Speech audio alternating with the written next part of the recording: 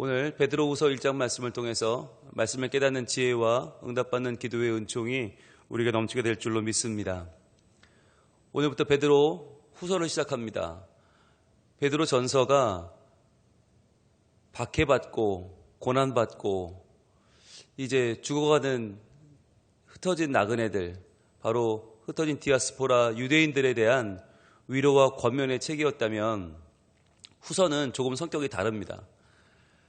베드로 전서를 쓰고 나서 사실 베드로는 편지를 쓸 생각이 없었어요. 왜냐하면 바울이나 요한처럼 성격 자체가 뭔가를 꼼꼼하게 쓰는 이런 성격이 아니었죠. 설교하면 한 번 설교하면 3,000명, 5,000명씩 회개하는데 굳이 뭐하러 이런 편지를 쓰겠어요? 그런데 지금 쓸 수밖에 없는 상황이 돼버린 거예요. 쓸 수밖에 없는 상황. 왜 그러냐면 이제 초대교회의 신앙이 뭐였냐면 예수님은 바로 오신다였어요. 지금 오신다. 우리가 살아있을 때 오신다. 그러니까 믿음을 잘 지켜야겠죠. 곧 오실 거니까 예수님 오셨을 때 우리가 믿음을 보이려면 믿음을 잘 지켜야 될 거 아니에요. 그래서 사도 바울이라든지 많은 이들의 권면을 듣고 신앙을 잘 지켜왔는데 문제는 이게 세월이 지나면서 점점 예수님이 안 오실 것 같은 거예요. 예수님 오신다 했는데 그래서 로마의 박해도 견디고 신앙을 버텼는데 아무래도 안 오실 것 같다라고 하는 사람들의 마음속에 불안감이 생기면서 그 틈새를 파고 들어온 존재들이 있었어요. 바로 이단이었어요. 이단들이 야, 재림 같은 건 없어. 그냥 믿음은 지식이야. 그냥 믿음은 헬라 사상 철학처럼 그냥 이렇게 믿으면 좋고 안 믿으면 별거 아닌 거지. 그게 굳이 너희의 삶과는 관계가 없어. 그게 천국에서 너희가 살아가야 될 영원한 삶, 새로운 인생, 재림, 야, 그런 거는 굳이 우리가 몰라도 되고 또 그걸 안다고 해서 우리 삶이 별로 달라지는 것 없다라고 하는 지극히 이성적인, 그러니까 신앙을 추상화하는 거죠. 구체적으로 신앙을 끌어당기는 게 아니라 멀리 뛰어보려는, 그러니까 하나님이란 분도 어딘가는 계시겠지, 전능하신 분이 계시겠지, 그런데 그분이 나와는 관계가 없다라고 나와 신앙을 분리시키는 이런 이단들이 그때 많이 등장을 했어요. 재림도 없고 예수님 다시 안 오실 거고, 그러니까 예수님 다시 안 오시면 예수님의 십자가, 고난, 부활, 이거 우리랑 아무 상관이 없어지는 거잖아요. 그러다 보니까 교회의 존립을 흔드는 그러한 그 당시에 이단들이 있었어요. 그래서 베드로가 다시 펜을 든 이유는 뭐냐면 그들에게 다시 한번 흔들리고 있는 교인들에게 뭔가 확실하게 전해줄 필요가 있었어요. 그런데 뭘 전해줘야 됩니까? 이단들은 굉장히 철학적이고 사상적으로 굉장히 헬라 사상이 잘 발달해 있는 사람들이에요. 그러니까 머리는 굉장히 뛰어나요. 그런데 뭐가 없어요? 체험이 없어요. 여러분, 이게 믿음과 체험의 균형이 중요합니다. 우리가 믿는다고 할 때 머리로만 아는 게 아니거든요. 내가 삶으로 겪어서 만난 하나님과의 관계가 굉장히 중요한 거예요. 이 체험과 지식이 함께 가는 거죠. 그렇다고 체험만 강조를 해버리면 이게 또 엉뚱한 데로 가죠. 그러니까 바른 지식과 우리의 삶의 체험이 중요한데 이 두 가지 가운데서 지금 이 당시에는 뭐가 없어요? 체험이 없는 거예요. 머리만 있어요.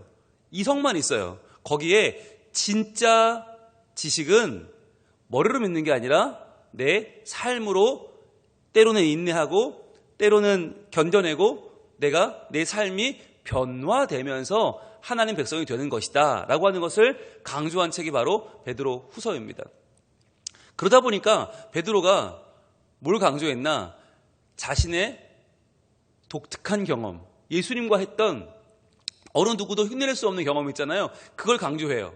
왜? 그래야만 그 당시에 이단의 공격에 흔들리는 교회에게 그렇지, 예수님은 분명히 오셨고 예수님은 분명히 우리 하나님이시고 거봐, 베드로가 봤대잖아. 거봐, 예수님은 정말 우리에게 오실 거야 라고 하는 믿음을 다시 한번 이성과 또 체험으로 확인시켜주는 작업이 베드로에게 필요했죠. 자, 그래서 그 역할을 하는 것이고, 또 하나는 뭐냐면 베드로가 이제 죽을 때가 다 됐어요. 이제 곧 순교가 다가와요. 이제 그게 느껴지잖아요.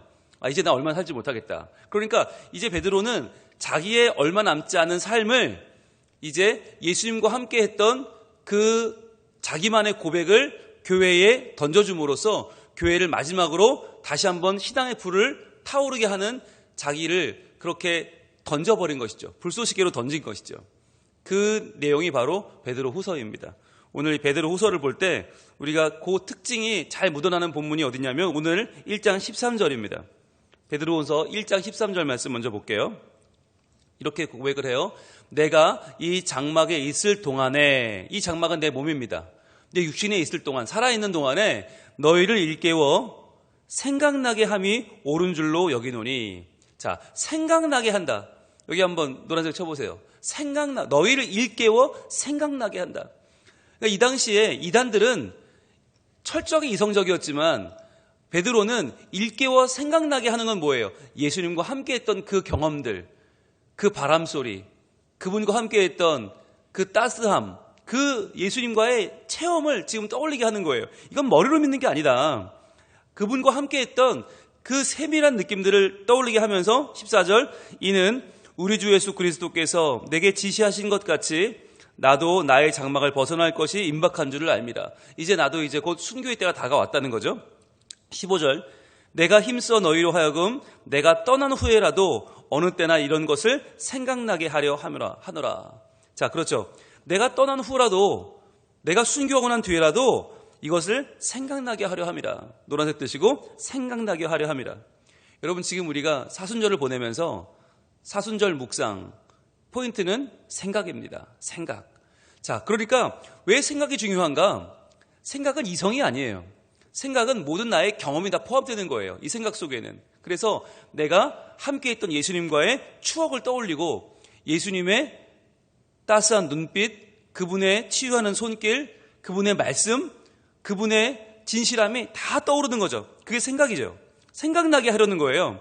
그래서 13절과 15절에서 반복해서 베드로는 생각나게 함이, 생각나게 하려 강조하고 있는 거죠.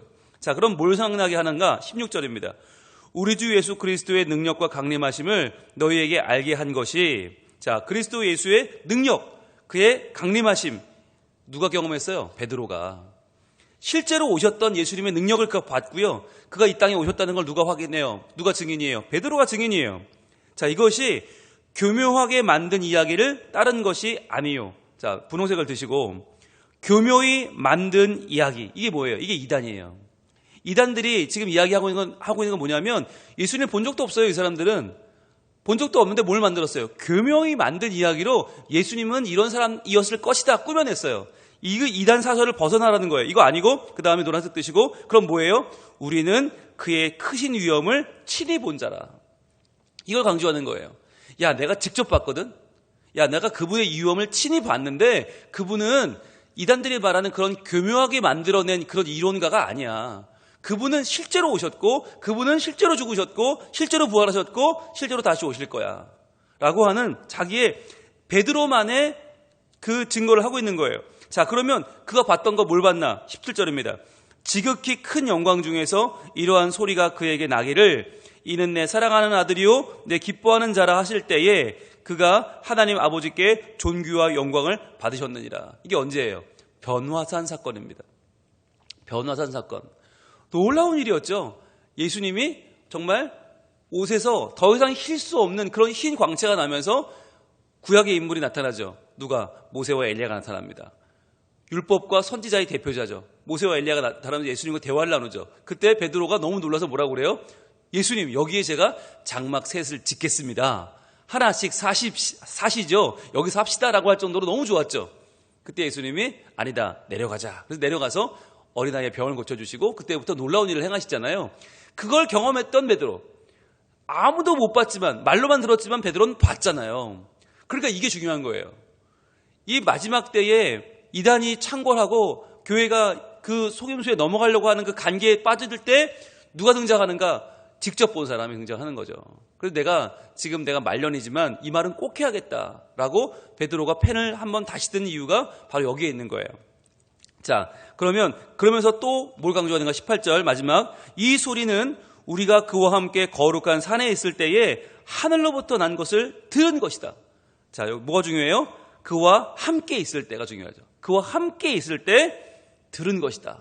누가? 내가 들었다는 거예요. 근데 이제는 이것만큼은 어떻게 어떠한 이단도 어떠한 관계로도 이거는 시비 걸 수가 없는 거예요. 직접 봤는데, 직접 그 자리에 있었는데. 그러니까 여러분, 이게 지금 베드로 강조하는 건 예수님을 믿는다는 것이 전적으로 삶에 연관되는 거라는 거예요. 그러니까 머리로만 믿고 그분을 이해하면 끝나는 게 아니라 그분과의 연합하는 삶. 그러니까 삶 가운데에서 내가 적어도 예수님 때문에 어려움도 이겨내보고, 예수님 때문에 손해도 좀 보고, 예수님 때문에 내가 억울해도 양보도 좀 해보고, 예수님 때문에 고민해보지 않은 사람은요, 이게 정말 제대로 된 믿음인지를 한번 생각해 봐야 돼요. 여러분 그렇지 않아요? 여러분 매달 예수님 믿는 것 때문에 고민하잖아요. 실제적으로. 언제? 헌금할 때. 11조 예물 드릴 때마다 고민하잖아요. 이거 어느 선까지 끊어야 돼? 이거 내가 총액으로 해야 돼? 아니면 내가 수익에서 해야 돼? 순수익에서 해야 돼? 경비랑 뭐 다 빼고 나머지에서 10분의 1을 해야 돼? 여러분 이거 매번 고민하지 않으세요? 네. 저만 믿음이 없군요. 여러분은 확실하시군요.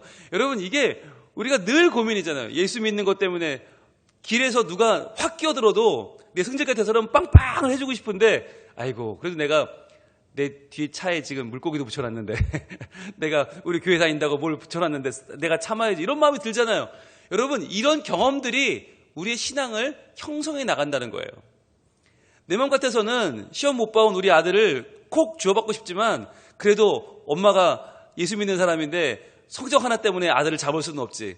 그래, 한 번 더 내가 사랑하고 이해하고 받아주리라. 이러한 삶에서 순간순간 갈등과 순간순간의 고민을 이겨내는 그 신앙의 힘을 경험해 보는 게 얼마나 중요한지 아세요?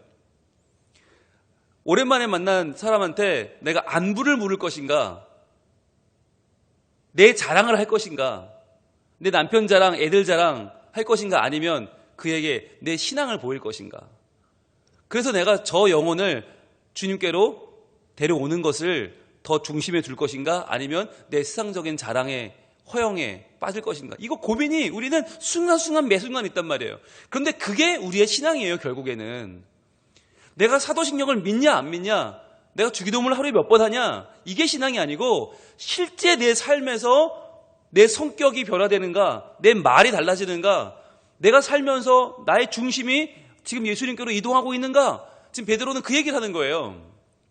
그러니까 이 당시에 삶은 하나도 없어지고 그냥 나는 믿는데, 나 예수님 믿어요, 그러니까 된 거 아니에요? 라고 하는 이 당시에 모든 이단들에게 지금 베드로는 도전하고 있는 거예요. 교회가, 신앙이 머리로만 가면 안 된다. 이건 경험이고 삶이고 그분과 함께 듣고 보고 누린 모든 것이다. 그걸 놓치면 안 된다는 거예요. 그걸 강조하는 책이 바로 베드로 후서입니다. 자, 그럼 1절 들어갑니다. 1절.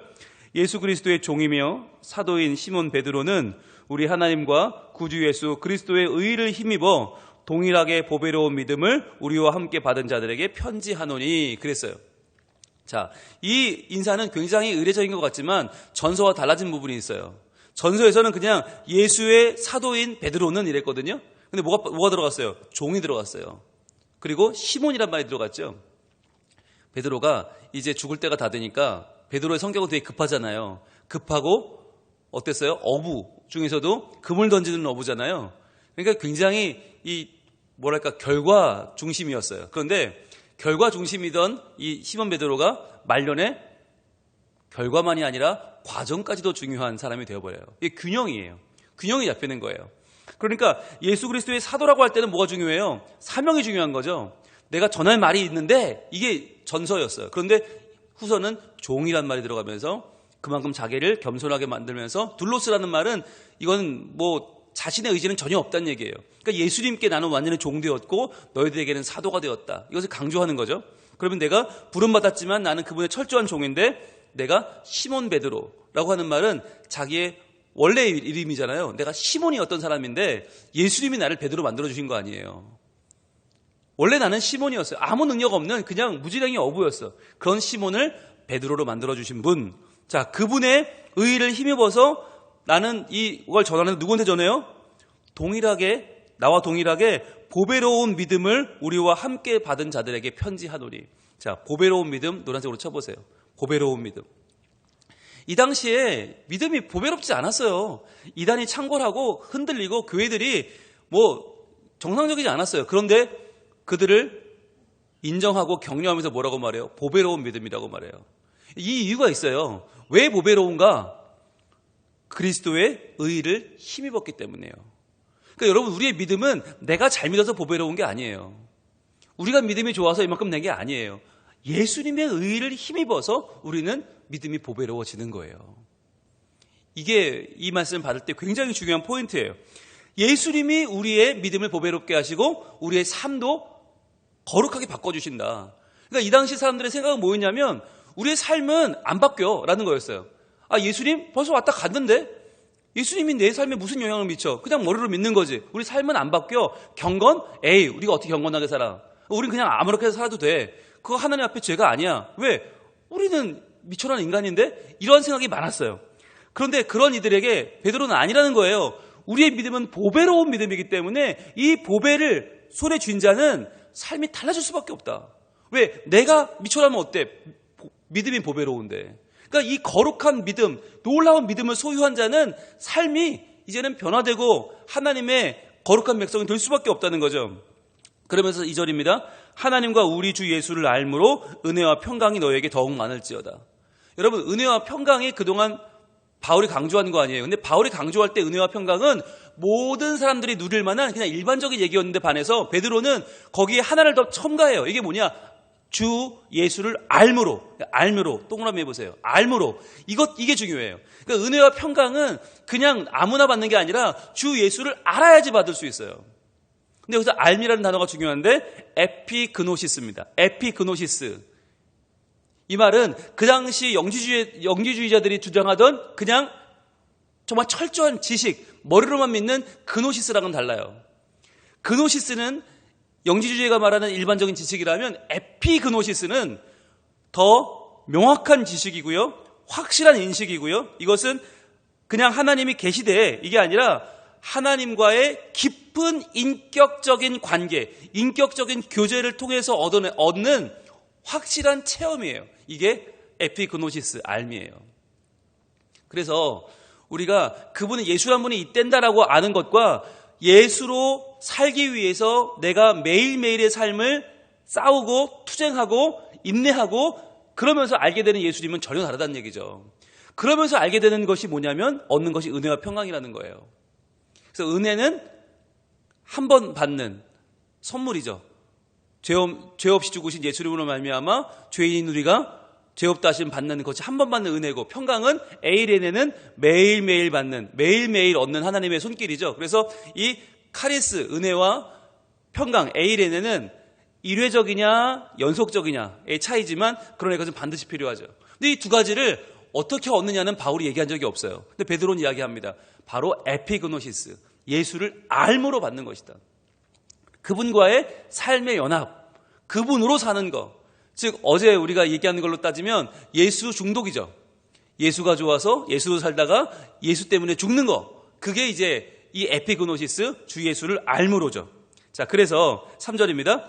그의 신기한 능력으로 생명과 경건에 속한 모든 것을 우리에게 주셨으니, 자, 노란색 들고 표시합니다. 모든 것을 우리에게 주셨어요.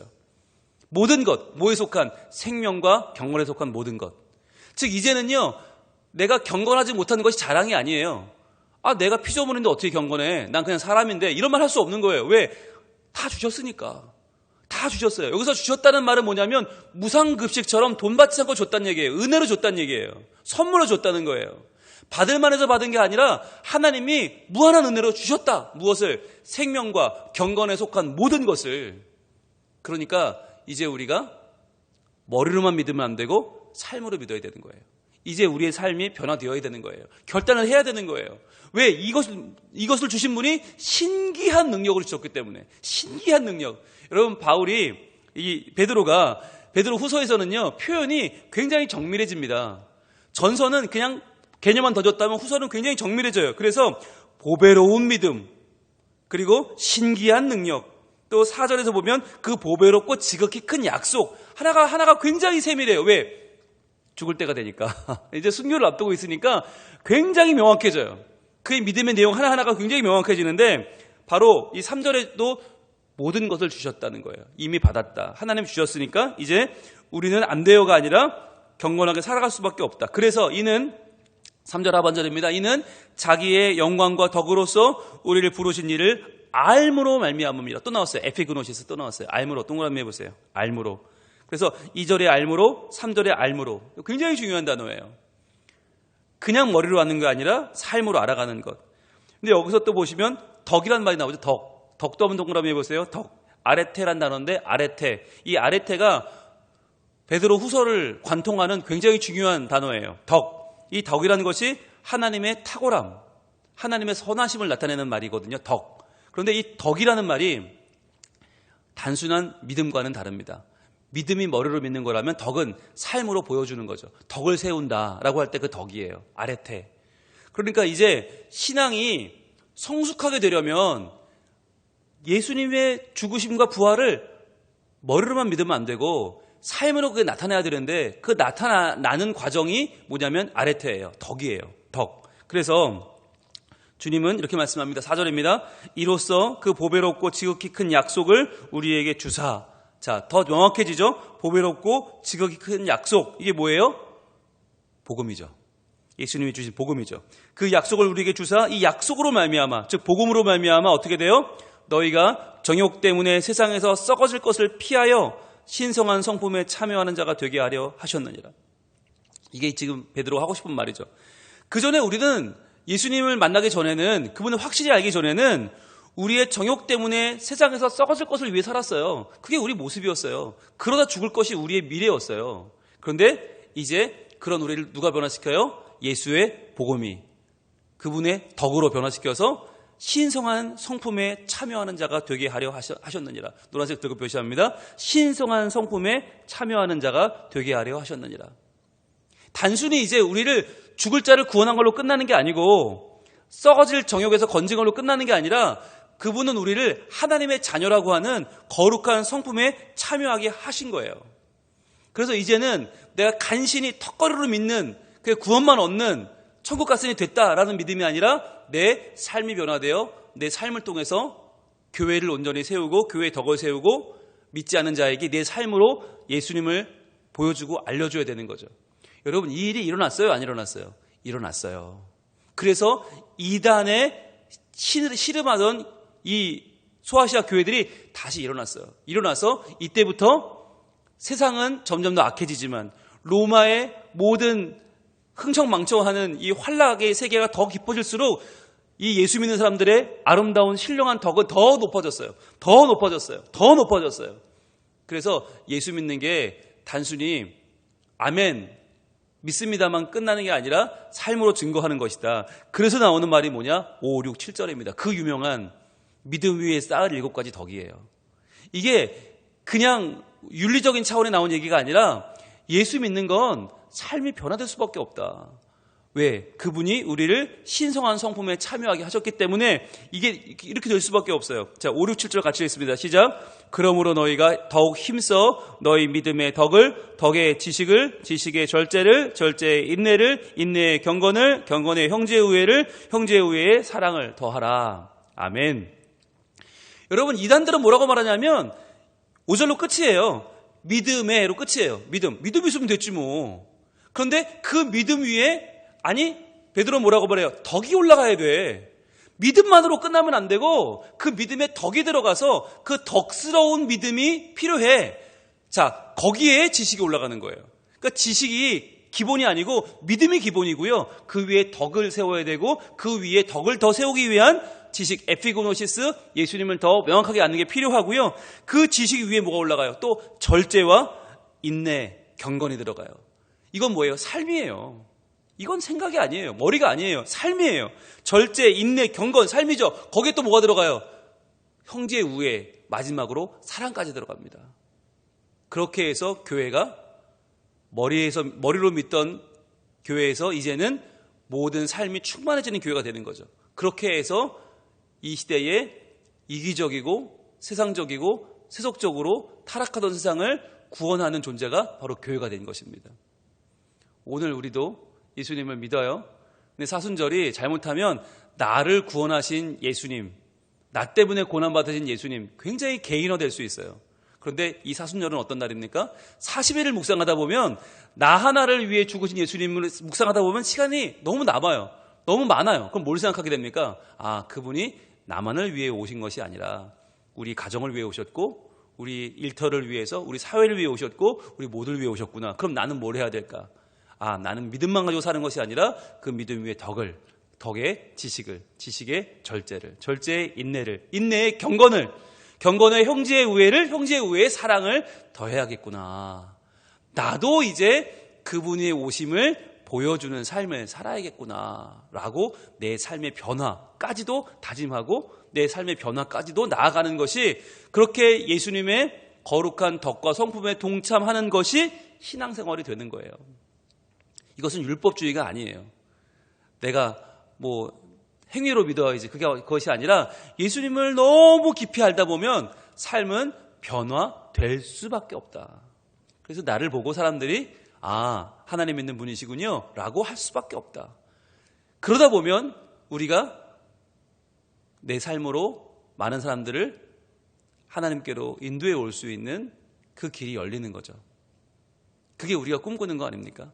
거기까지 가려면 뭐가 필요해요? 먼저는 믿음에부터 시작해요. 믿음의 덕을부터 시작해야 되는 거예요. 오늘 우리가 이 첫 계단을 오르려고 해요. 믿음은 되는 거 아니야? 아니, 그 믿음의 덕이 필요해. 그리고 그 위에 지식과 절제와 인내와 경건, 형제의 우애, 사랑 하나씩 쌓아가길 원해요. 그래서 내가 점점 예수를 믿어갈수록 베드로처럼 결과만이 아니라 과정까지 중요한 사람, 내 방식만이 중요한 것이 아니라 예수님의 신의 성품까지 내가 닮아가는 것이 중요한 사람. 그래서 내가 오늘 주신 하나님의 말씀을 바로 알고 바로 믿고 바로 살아내서 나도 변하고 내 자녀도 내 주변 사람들도 함께 변화되는 거룩한 사순절을 우리가 보낼 수 있기를 축복합니다. 기도하겠습니다. 하나님, 오늘 베드로 후서를 시작합니다.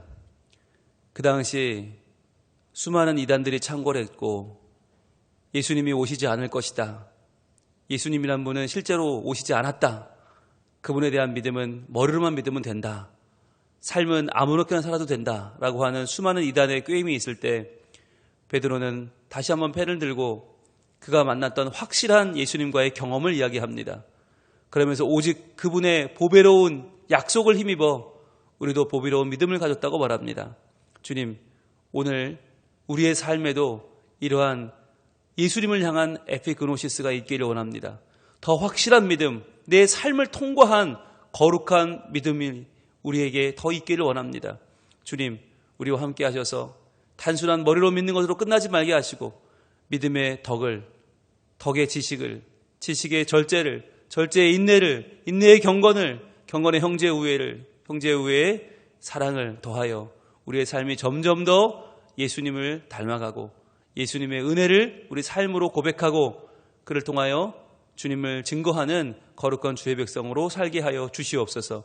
이제 내일은 주일입니다. 저희들 잘 준비하여 하나님 앞에 경건한 예배, 주님이 받으심직한 살아있는 예배를 드리게 하시고 예배를 통해서 우리의 삶이 또한 하나님의 은혜를 입어 다시 한번 이 힘든 세상을 이겨나갈 수 있는 힘과 용기를 얻는 저희들이 다 될 수 있도록 도와주시옵소서.